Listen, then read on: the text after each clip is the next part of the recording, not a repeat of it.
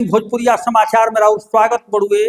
एह जिला के दंगल ऐसन दंगल रहल हा कि धुकी कबार देले रहल हा। एक दू आदमी के ना बबुआ पूरे बिहार भर में धुकी कबरल रहे कि का होई, लेकिन ऐसन लसारल लसरल एनडीए कि जे लागता कि महागठबंधन विधुनी बुधुनी बुकुनी बुकुनी हो गए। बक्सर जिला के सबसे हॉट सीट बनल रहल हटुए डुमराव। जी हाँ, वह डुमराव जहाँ बिस्मिल्ला खान के सहनाई से ओहिया के लोग चाह पियत रहल है। कुछ दिन पहले बिस्मिल्ला खान जरा भारत रत्न के पुरस्कार मिल रहल हा, वो हॉट सीट पे सीधा मुकाबला माले के दमदार प्रत्याशी कहल जात रहलन अजीत कुशवाहा से राहुल सिंह के रहल है। दोनों तरफ से तगड़ा तगड़ा वार होखे। वार के मतलब मौखिक वार होखे कि आखिरकार के जीती। तो बड़ा खबर भोजपुरिया समाचार दे रहल बटुए कि डुमराव विधानसभा के सीट राहुल सिंह 22 मत से जीत चुकल बाड़न। अब यह पूरे मैच के एगो निर्णायक रेफरी होगा। कौनो मैच देखले होखब में एगो अंपायर के भूमिका निर्णायक होला, तो जीत के चाणक्य के भूमिका निभावे वाला राहुल सिंह के बड़ भाई सुप्रीम कोर्ट के अधिवक्ता मनोज सिंह जी हमनी के साथे बानी। जीत के सेहरा कौना तरीका से बंधनी, जहां ना होत रहे वो या हाँ कैसे हो गई, ये सब पर चर्चा हुई। आई बातचीत के लिए और स्वागत बा। जय बजरंगबली। कौन मंत्र मार देनी? मंत्र जनता मारे ले, मंत्र रौरा नहीं मार सकत लोकतंत्र में। बहुत लोग आयल हो तो वो मंत्र मरवावत हुई, लेकिन मंत्र काम ना करत रहे। रौरा कौन जादू चलैनी? देखी, हमनी के पहले हम कहले बानी कि हमनी के संवाद स्थापित करे के प्रयास कैनी जा। संवाद दू तरीका के रहे। एक तो महिला सशक्तिकरण में जो हमनी के यशस्वी मुख्यमंत्री माननीय नीतीश जी के जितना भी नीति बा पिछला विगत 20 साल से, और जो विकास के पहिया पे वहाँ के डलले बानी, सीधा सीधा हमनी के लोगन से तुलनात्मक अध्ययन करेनी जा संवाद के जरिए कि देखी सब 1995, 2000, 1998, 1990 में राइफल लेके 6 बजे के बाद डुमराव से अगर 5 किलोमीटर और गांव बा तो लोग जाए, अगर ना होई तो लोग 6 बजे के बाद मत जा। ऐसा स्थिति से आज ओरा कौना जगह पे बानी कि रो रो चलत हो कम तो रात के 11 बजे जाए में मन में शंका ना आवत हुई। अपराध की स्थिति देखी, महिला सशक्तिकरण की स्थिति देखी, दोहरी इंजन के सरकार भइला से रोड के स्थिति देखी, NHAI के जो रोड के लगातार निरंतर विकास हो रहा बा। अब जैसे बहुत लोग कही कि NHAI तो मैंने केंद्र सरकार के है, ओकरा के राज्य सरकार से का बा।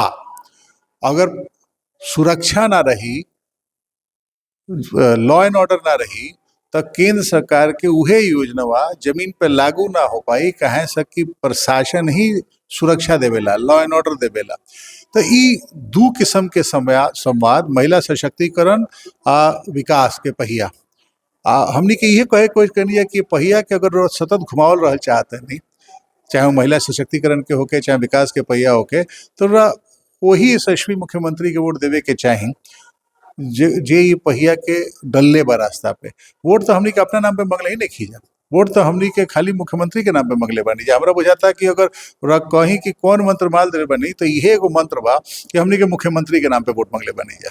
अच्छा रौरा ऐनी जा डुमराव में टिकट मिल गई, सबसे बड़ कमजोरी का पकड़नी कि वो कमजोरी के एकदम बम्प कर गई?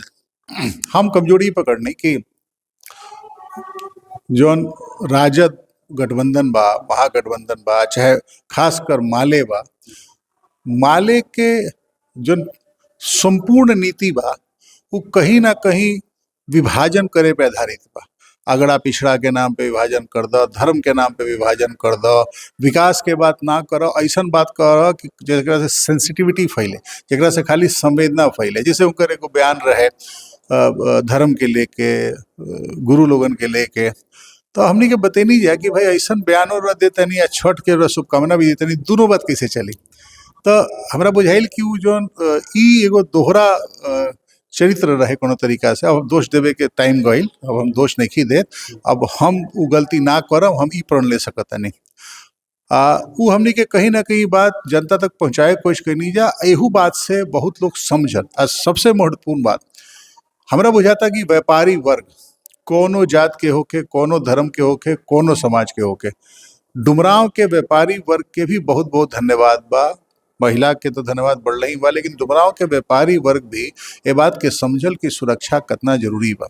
कहीं ना कहीं लगातार जो तस्करी हो रहा बा, लोग कहेला कि शराब के नीति चलत कहाँ बा, शराबबंदी के नीति तो कैसे नहीं खे चलत, कहें कि तस्करी होता। बक्सर हमनी के जो जिला बा वो तटवर्ती जिला बा उत्तर प्रदेश से, गंगा हेले के बा, शराब के पेटी ले आके बेचे के बा।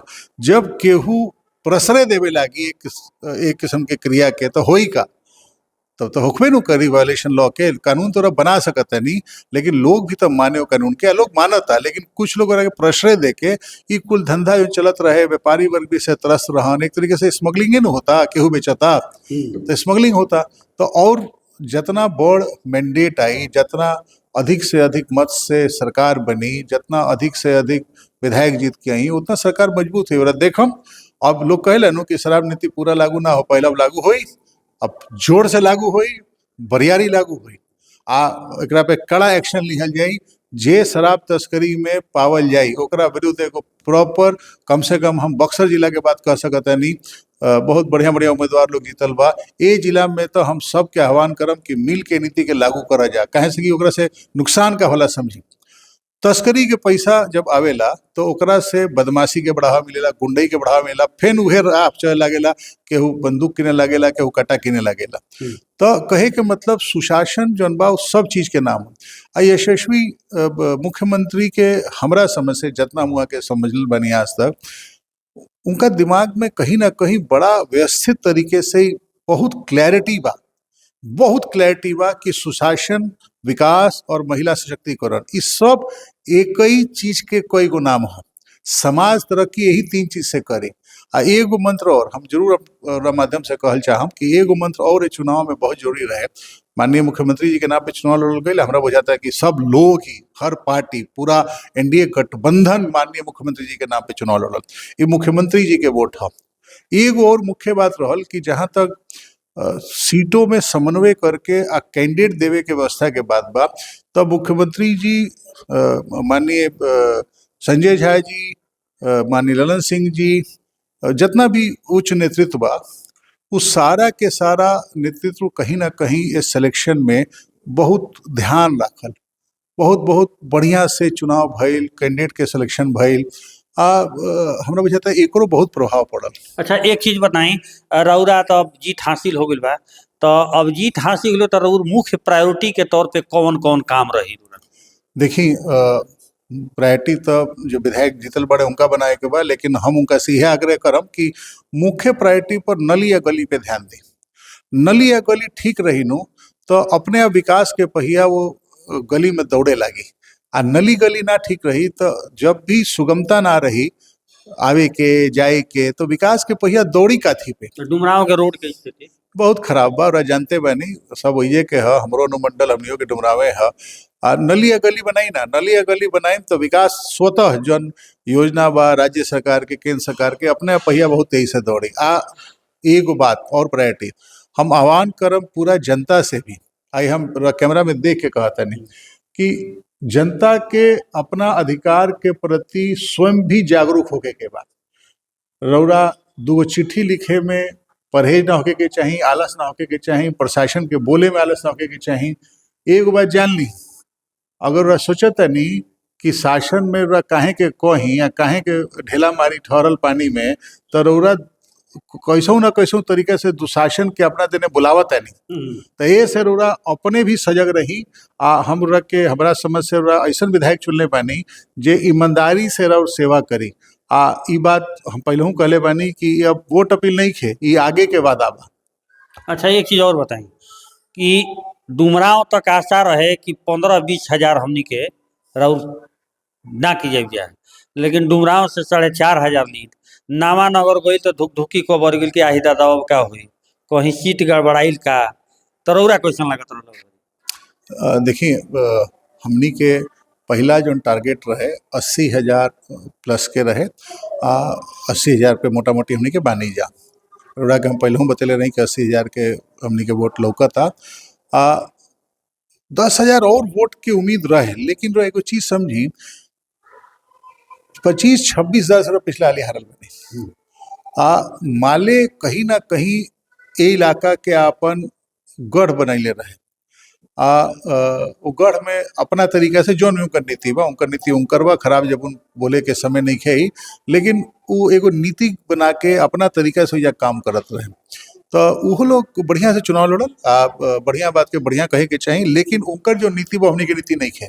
तो हमनी के नीति के हिसाब से उनकर नीति बढ़िया नहीं है, लेकिन वो चुनाव ठीक से लड़ले, एकरा खातिर हम उनको के शुभकामना देता नहीं।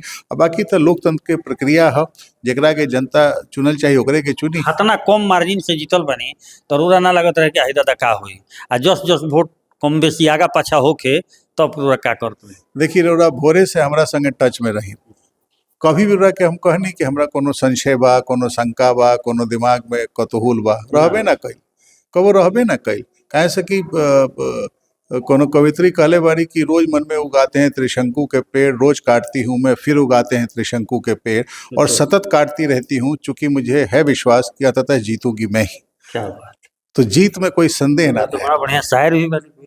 कविता मन के मन जहाँ लागे, जिसे जैसन और मन हो तैसने और शायरी पढ़म।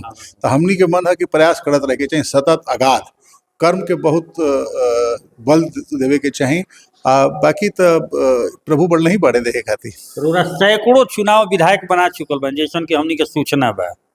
ई कौन मंत्र मारी ला कि लगभग लगभग कुल सीट रोरा जीतल बनी।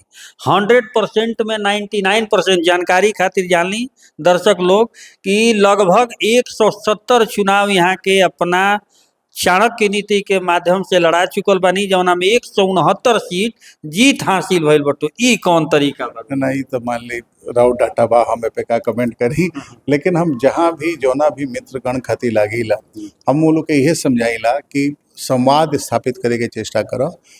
संवाद स्थापित करो, सटीक स्थापित करो, अपन बात ठीक से कह दो। बहुत सेंसिटाइज करे के, बहुत हल्ला गुल्ला मचावे के चुनाव ना हमरा समझ से। हमरा चुनाव से बड़ा सिंपल एकर मंत्र है, बड़ा साधारण सा मंत्र है कि सही बतिया साँझ बतिया कह दो।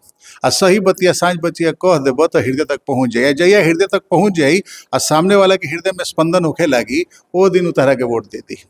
ई छोटा सा एक मंत्र बा, लोग ये मंत्र के ना समझ के, एकरा पे आगे हम एगो बात कह चाहते नहीं, लोग ये बात के ना समझ के जाति पे, फलाना पे, ढिमकाना वोट दे पेला।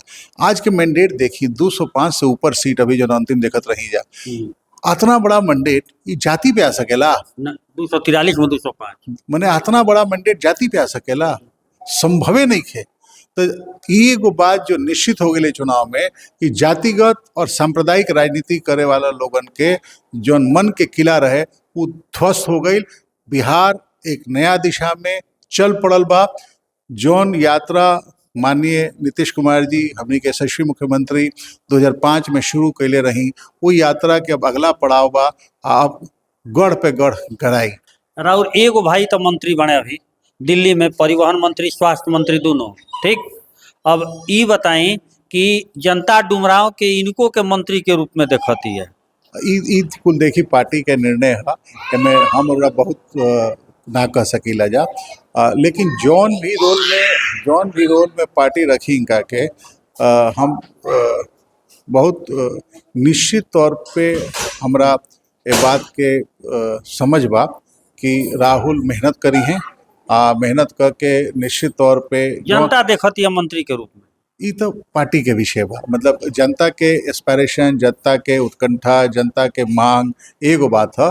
अब पार्टी हर चीज़ देख के निर्णय करेला। अब बाकी पढ़ल लिखल बाड़े, मिलिट्री में रहल, पैरामिलिट्री में रहल बाड़े, डिप्टी कमांडेंट काम कैले बाड़े, MCD में असिस्टेंट कमिश्नर काम कैले बाड़े, ओकरा बाद रिजाइन करके सामाजिक जीवन में आवे के परीक्षा जारी कैले। तो हम कहीं रिजाइन करके भाई पहले वकालत करा।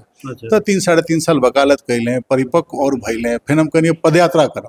तो पदयात्रा कैले पूरा डुमराव जिला में जानते बने लोग पहले कवर कहीं नहीं। तो उनका कि हम 70-75 दिन कहीं तो पदयात्रा करब तो लोगन के समझ भ समन्वय होई। एजे से पढ़ल बाड़ा, उनकर प्रारंभिक हमरा छोटका चाके लिखा हुआ राहुल, तो उनकर प्रारंभिक शिक्षा एजा से भइल।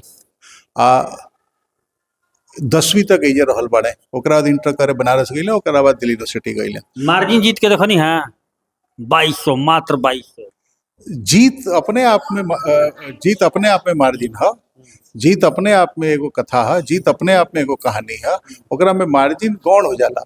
हम तो ऐसे देखत नहीं कि जोन किला बुझात रहे अजीत के उनको के हम शुभकामनाएं तनी कि ढहिए ना सकेला, उ ढहा देनी जा। हाँ, सही। असंभव के ई संभव तो बात सही बा, जनता कहत रहे कि किला ढहे वाला ना। काल तक कोनो एग्जिट पोल देखी रोड़ा, हाँ। एक आध गो छोड़ के कोनो मेजर एग्जिट पोल देखी रोड़ा, सब में अजीत कुशवाहा के जितावल बा। भोजपुरिया समाचार तो जितावत रहे रौरा राहुल सिंह के। भाई रौरा बहुत सटीक आकलन कहनी, हम एकरो शुभकामना रौरा के दे दिया चाहतनी, हार्दिक बधाई हमार। रौरा कहनी कि 5,000 के लमसम में 1,000-2,000 एने ओने, तो मैंने रौर आकलन बहुत अच्छा बा, एकरा खातिर रौरा बधाई के पात्र बनी। तो 2,200 से जितनी तो रौर आकलन पे एकदम खड़ा होके जीतल बड़ा। अच्छा, रौरो आजमाई का भाग बक्सर लोकसभा से। ना ना ना ना, हम राजनीति में नहीं खे, हम वकालत करीला, अब हम उहे करत रहम। वही करते रहो। चलिए, बात करे खातिर और बहुत बहुत धन्यवाद। धन्यवाद, बहुत बहुत जय बजरंगबली। मिल लेनी सुप्रीम कोर्ट के लायर साहब से जो पूरा चुनाव के चाणक्य के रूप में भूमिका निभाईनी, और औरा सभे बता दी ही कि 2,200 प्लस वोट से राहुल सिंह के जीत दर्ज हो चुकल बटुए। यहाँ के वहाँ के बड़ भाई रहनी। यहाँ भोजपुरिया समाचार से चंद्रशेखर सिंह की रिपोर्ट।